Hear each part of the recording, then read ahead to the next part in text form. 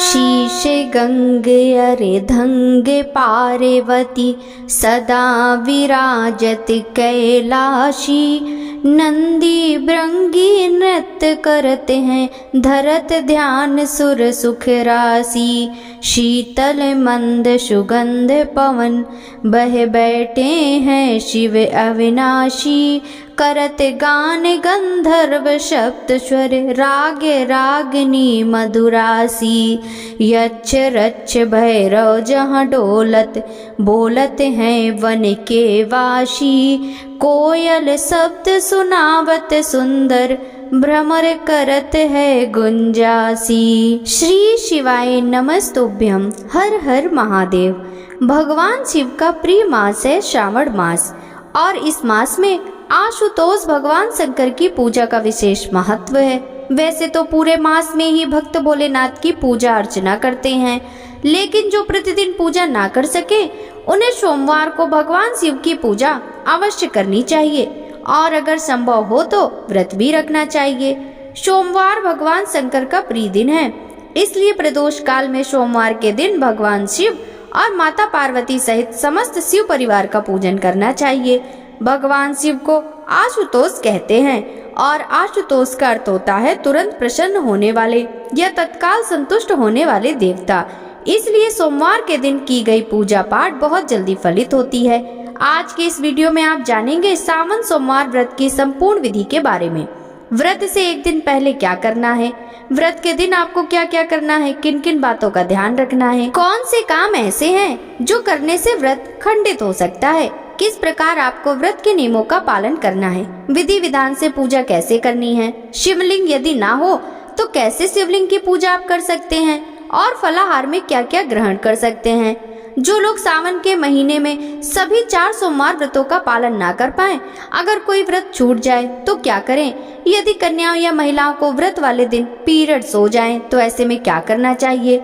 जो लोग केवल सावन के सोमवार ही व्रत रखते हैं उन्हें उद्यापन कब करना चाहिए, और जो लोग सावन के महीने से सोमवार व्रत उठाना चाहते हो उन्हें क्या क्या करना चाहिए, कब उद्यापन करना चाहिए, कितनी संख्या में व्रत रखना चाहिए, ये सारी बातें आज की वीडियो में आपको जानने को मिलेंगी। जानकारी अगर पसंद आए तो वीडियो को लाइक करके कमेंट बॉक्स में भोलेनाथ की जय जरूर लिखिएगा।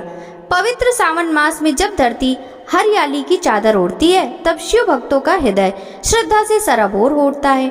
यह वही मास है जब स्वयं माँ गंगा भगवान शिव की जटाओं से होकर धरती पर अवतरित होती हैं। सावन के सोमवार भगवान भोलेनाथ को समर्पित होते हैं और इस दिन व्रत करने से विशेष पुण्य फल की प्राप्ति होती है। कहा गया है सावन का सोमवार शिव का वरदान, भक्ति से जो करे उपवास पूर्ण हो सब काम। इस व्रत से शिव जी प्रसन्न होकर अखंड सौभाग्य, उत्तम स्वास्थ्य, समृद्धि, इच्छित वर वधु और मोक्ष तक का वरदान देते हैं। इस व्रत को स्त्री पुरुष विवाहित अविवाहित सभी लोग कर सकते हैं। सभी के लिए यह व्रत कल्याणकारी बताया गया है। व्रत से एक दिन पहले क्या करना है, तो मानसिक और भौतिक तैयारी करें। व्रत से एक दिन पहले रात को सात्विक भोजन ग्रहण करें और ब्रह्मचर्य का पालन करें। घर की साफ सफाई कर लें, खास तौर पर पूजा स्थान की। व्रत के लिए जो भी पूजन सामग्री है जैसे दूध, दही, शहद, गंगा जल, बिल्व पत्र, धतूरा, समी पत्र, सफेद वस्त्र, दीपक, रुई, कपूर, शहद, शुद्ध घी, मिठाई, मौसमी फल आदि एकत्रित कर लें। अगर शिवलिंग ना हो, आसपास शिव मंदिर भी ना हो तो तांबे के पात्र में मिट्टी या फिर गाय के गोबर से आप शिवलिंग बना सकते हैं, उन्हीं का पूजन कर सकते हैं। और ऐसा करना भी संभव ना हो तो भगवान शिव की धातु की प्रतिमा या तस्वीर की भी पूजा आप कर सकते हैं। व्रत के दिन आपको क्या क्या करना है, चलिए जानते हैं इस बारे में। तो व्रत वाले दिन सुबह ब्रह्म मुहूर्त में उठें। जितनी जल्दी हो सके सूर्योदय से पहले उठने की आप कोशिश करें। स्नान करें, शुद्ध वस्त्र धारण करें, शांत मन से अब आप पूर्व दिशा की ओर मुंह करके सूर्य देवता को 1 लोटा जल में काले तिल डालकर अर्पण करें। इसके बाद अपने घर के मंदिर में गंगा जल छिड़ककर शुद्ध कर लें। अब पूर्व दिशा या उत्तर दिशा की ओर मुंह करके एक ऊनी आसन पर या कुशा के आसन पर बैठें। अब दाहिने हाथ में थोड़े से अक्षत, जल और कुछ बिल्व पत्र लेकर व्रत का संकल्प लें। संकल्प मंत्र आपको इस प्रकार सच्चे मन से बोलना है या इस प्रकार से कहना है कि ओम विष्णु रूपाय नमः, ओम नमः शिवाय। आज सावन मास के पवित्र सोमवार को मैं फल फूल जप तप उपवास द्वारा भगवान शिव का पूजन करूंगी या पूजन करूंगा। मेरी यह पूजा निष्काम भाव से हो। हे भोलेनाथ, मेरे द्वारा रखे गए व्रत उपवासों को आप स्वीकार कीजिएगा। व्रत के दौरान यदि कोई गलती हो जाए तो आप अपने वात्सल्य से उसे क्षमा कीजिएगा।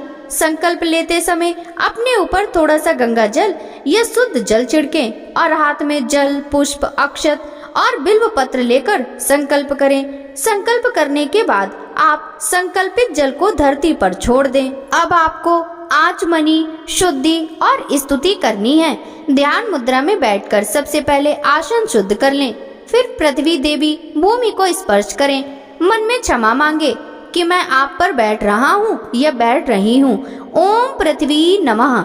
इसके बाद आचमनी करनी है। जब हम स्नान करते हैं तो हमारा शरीर पवित्र हो जाता है, लेकिन आचमनी करने से हम मन वचन और कर्म से भी शुद्ध हो जाते हैं और भोलेनाथ की भक्ति या फिर उपवास के लिए तैयार हो जाते हैं। अगर आचमनी पात्र हो तो आचमनी पात्र से, नहीं हो तो शुद्ध जल के लोटे से चम्मच से आप अपने बाएं हाथ से दाहिने हाथ में थोड़ा सा जल लें और इस प्रकार से कहें, ओम अपवित्रः पवित्रो वा सर्वावस्थाम गतो अपि वा यह स्मरेत पुंडरीकाक्षम शः बाह्य अभ्यंतरः शुचि। इस प्रकार से करने पर हमारा अंतर मन भी शुद्ध हो जाता है। आप सबसे पहले भगवान शिव की स्तुति और ध्यान करें या फिर महामृत्युंजय मंत्र का जाप कर सकते हैं। अब आपको पूजा करनी है। अगर आप आसपास शिव मंदिर में जाकर शिवलिंग का पूजन कर सकते हैं तो बहुत अच्छी बात है, नहीं तो घर में भी पूजा की जा सकती है। शिवलिंग नहीं है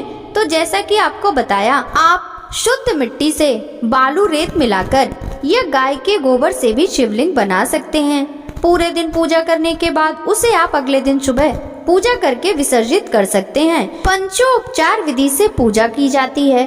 पंचोपचार विधि में यदि समय ज्यादा हो तो षोडश उपचार विधि से भी पूजा कर सकते हैं। सबसे पहले भगवान को गंध चंदन अर्पित करें, फिर पुष्प बेलपत्र धतूरा समी पत्र सफेद पुष्प भगवान को अर्पित करें। धूप दिखाएं, भगवान के समक्ष घी का दीप जलाएं। घी का दीप यदि जलाने की सामर्थ्य ना हो तो तिल का तेल भी आप जला सकते हैं। अब भगवान को फल मिठाई गुड़ शहद मौसमी फलों का जूस या मौसमी फल अर्पित करें।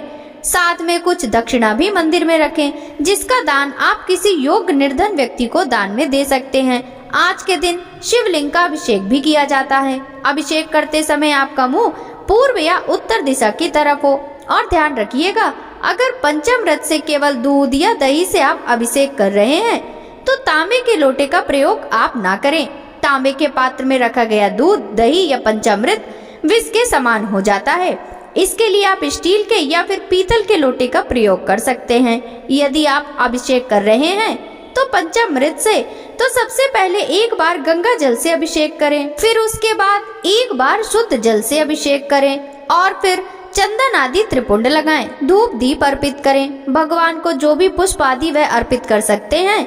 यदि अभिषेक नहीं कर रहे हैं तो एक बार शिवलिंग पर 1 लोटा जल अवश्य चढ़ाएं और सच्चे मन के साथ ओम नमः शिवाय मंत्र का जाप करते रहें। इस प्रकार से आपकी सुबह की पूजा प्रारंभ होती है। अगर सुबह ज्यादा समय है तो आप कथा का श्रवण कर सकते हैं, मंत्र शिव चालीसा पाठ और आरती कर सकते हैं। कपूर जलाकर आरती उतारें। जो भोग आपने भगवान को अर्पित किया है उसे सुबह स्वयं ग्रहण ना करें, सभी लोग में प्रसाद रूप में बांटें। दिन भर आप व्रत रखें। यदि सुबह कम समय है तो केवल आप सुबह संकल्प लेकर और आरती करके व्रत प्रारंभ कर सकते हैं, लेकिन शाम को सूर्यास्त के 45 मिनट पहले और 45 मिनट बाद का जो समय प्रदोष काल का होता है उस समय विधि विधान से पूजा अवश्य करें। व्रत के दौरान ओम नमः शिवाय मंत्र का या फिर महामृत्युंजय मंत्र का यथासंभव जाप करते रहें। अगर हो सके तो 108 की सामग्री आप शिवलिंग पर अर्पित कर सकते हैं, जैसे कि 108 बेलपत्र 108 पुष्प 108 काजू मखाने या फिर 108 अक्षत शिवलिंग पर अर्पित कर सकते हैं। इसके अलावा 108 की संख्या में हरे साबुत मूंग भी भगवान को अर्पित कर सकते हैं। 108 रुद्राक्ष की माला से 108 मंत्र का जाप भी कर सकते हैं। प्रत्येक सोमवार को आप इन नियमों में से जिस भी नियम का पालन कर सकते हैं उस नियम को आप अवश्य अपनाएं। व्रत के दौरान आप कठोर उपवास यदि करने में समर्थ हैं, यदि शारीरिक क्षमता है तो सोमवार व्रत को निर्जला भी रखा जा सकता है, यानी बिना अन्न और जल के। शाम की पूजा करने के बाद आप इस व्रत में जल और फल ग्रहण कर सकते हैं। जो लोग निर्जला उपवास नहीं रख सकते वह दिन में दूध, पानी, चाय एवं फल आदि का सेवन कर सकते हैं। मौसमी फलों के जूस का सेवन ध्यान रखें। जूस घर पर निकाला गया हो सेवन कर सकते हैं। शाम के समय एक बार फिर से विधि विधान से पूजा करनी है। लहसुन, प्याज, किसी भी प्रकार का अनाज, नमक, चावल आदि से परहेज करें। शाम को प्रदोष काल से पहले आपको एक बार फिर से स्नान करके साफ धुले हुए वस्त्र धारण करने हैं। पूजा की तैयारी प्रारंभ करनी है, क्योंकि इस समय में ही मुख्य पूजा की जाती है। भगवान शिव के समक्ष धूप दीप जलाएं। शाम के समय भी आप जलाभिषेक कर सकते हैं। रुद्राभिषेक यदि करना चाहते हैं तो कर सकते हैं। अब भगवान शिव के समक्ष बैठकर शिव द्वादशाक्षर मंत्र का जाप कर सकते हैं या शिव अष्टोत्तर शतनामावली का पाठ कर सकते हैं। भगवान शिव के समक्ष बैठकर हाथ में थोड़े पुष्प और अक्षत लेकर कथा का श्रवण करें। सावन सोमवार व्रत की कथा भी आपको हमारे चैनल पर हर दिन सुनाई जाएगी। आप चाहे तो हमारे चैनल पर भी कथा सुन सकते हैं या खुद से भी पढ़ सकते हैं। कथा के बाद जो आपके हाथ में अक्षत पुष्प हैं उन्हें भगवान के चरणों में अर्पित कर दें।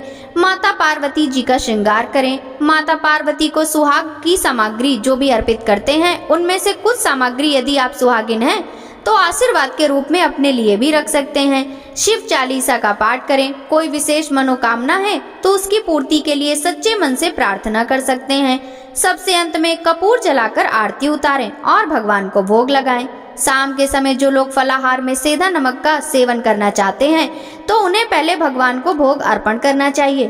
खास तौर पर आप खोए की मिठाई या दूध से बने हुए कुछ भी व्यंजन आप भगवान को अर्पित कर सकते हैं और उसके बाद शाम की पूजा करने के बाद आप शिवलिंग पर चढ़ा हुआ प्रसाद ग्रहण करके अपने व्रत का पालना भी कर सकते हैं। ध्यान रखें, सोमवार व्रत में जहाँ तक हो सके अन्न का सेवन करने से बचना चाहिए, लेकिन जिनके लिए अन्न ग्रहण करना बहुत जरूरी हो तो ऐसे भक्त जो उपवास भी रखना चाहते हो वे केवल सात्विक भोजन ही ग्रहण करें। आप लहसुन, प्याज, मसूर की दाल, बैगन या कढ़ी आदि का सेवन भूलकर भी सोमवार व्रत में ना करें। पूजा करने के बाद सुबह और शाम को सच्चे मन से भगवान शिव से प्रार्थना करें, हे भोलेनाथ, मुझसे अगर पूजा में कोई त्रुटि, भूल चूक, उच्चारण में गलती, मन की चंचलता, विधि में अशुद्धता, सामग्री की कमी या ध्यान में विघ्न हुआ हो तो उसे कृपया कर क्षमा करें। मैं अज्ञानवश कोई अपराध कर बैठा हूँ या कर बैठी हूँ तो हे भोलेनाथ उसे अपने दास का बाल बुद्धि समझकर क्षमा करें। मेरे मन, वाणी और कर्म से जाने अनजाने में जो भी दोष हुआ हो, हे करुणामय शंकर, आप सबको क्षमा करें। आपने मुझे इस व्रत और पूजन का अवसर दिया, इसके लिए मैं कृतज्ञ हूँ। आप कृपया करके मेरी श्रद्धा को स्वीकार करें, मेरी भक्ति का फल दें और मुझे अपने चरणों की भक्ति में स्थिर रखें। इस तरह से अगर सच्चे मन से प्रार्थना की जाए, क्षमा याचना की जाए तो भोलेनाथ हर गलती को भूलकर अपने भक्तों की झोलियां खुशी से भर देते हैं। अब बात करते हैं कि कितनी संख्या में ये व्रत करने चाहिए। तो देखिए, बहुत से लोग तो केवल सावन के महीने में पड़ने वाले सोमवार व्रत ही रखते हैं। किसी कारण से अगर आप पहला व्रत ना रख पाए तो बाकी 3 व्रत भी रख सकते हैं। 3 ना रख पाए किसी कारण से, पहला दूसरा छूट जाए तो केवल 2 ही व्रत रखें। लेकिन अगर आपने केवल सावन सोमवार व्रत रखने हैं तो चाहे आप व्रत 1 रखें, 2 रखें या 3 या 4 रखें, आपको श्रावण मास की समाप्ति पर व्रतों का उद्यापन अवश्य करना चाहिए। जो भी अंतिम सोमवार होता है उसमें पूरा दिन उपवास रखने के बाद शाम को प्रदोष काल में पूजा करके व्रत का उद्यापन कर सकते हैं। अगर किसी सावन सोमवार में माताओं बहनों को पीरियड्स आ जाते हैं तो ऐसी अवस्था में व्रत को बीच में अधूरा नहीं रखना चाहिए। व्रत तो आपको रखना चाहिए, लेकिन उस व्रत को गिनती में नहीं गिना जाएगा और आप व्रत के सभी नियमों का पालन करें। बस मानसिक रूप से पूजा करें। मोबाइल आदि के माध्यम से कथा श्रवण कर सकते हैं, मंत्र जाप कर सकते हैं, दूसरे के हाथ से प्रसाद भी ग्रहण कर सकते हैं। स्वयं से पूजा नहीं करनी चाहिए। बहुत से श्रद्धालु सावन के महीने से 16 सोमवार व्रत भी प्रारंभ करते हैं। तो आपके मन में एक प्रश्न जरूर आता है, खास तौर पर माताओं बहनों को, कि किसी कारण से अगर आपका कोई सावन सोमवार व्रत छूट जाए या 16 सोमवार का आपने संकल्प लिया है, कोई व्रत आपका गलती से टूट जाए, आप ना रख पाए, उस दिन व्रत या पीरियड्स के कारण व्रत ना रखा जाए, आप यदि घर से बाहर हो, तो ऐसी स्थिति में क्या आपका वह व्रत खंडित माना जाएगा? तो देखिए, कभी भी अगर ऐसा होता है तो आप किसी सोमवार व्रत ना रख पाए तो उससे अगले सोमवार को व्रत अवश्य रखें।